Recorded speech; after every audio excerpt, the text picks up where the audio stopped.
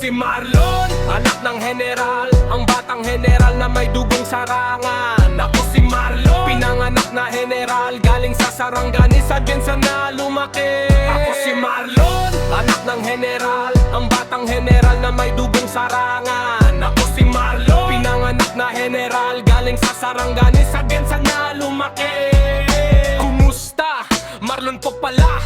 Nais ko lang po ang sa inyo magpakilala. Nagagalak ako na kayo ay makilala at kayo ay makasama. Sana tayo ay masaya makipagkwentuhan. Kaibigan, kapamilya, kapatid, gusto kong ipahatid ang aking pasasalamat. Nais kong ipabatid, di man nararapat o dapat, ngunit ako'y magiging tapat. Ito ang dapat, salamat sa inyong lahat. Nawa hindi ito ang huli nating pagkikita. Sa ating pagkakaibigan, ito ang maging simula.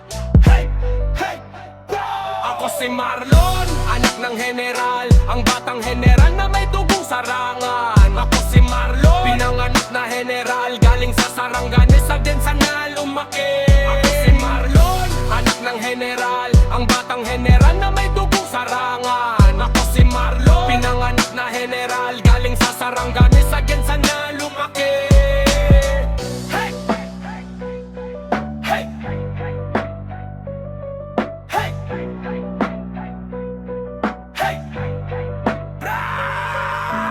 Marlon Apolinario, yan ang pangalan ko. I just wanna say that I'm proud of being Filipino.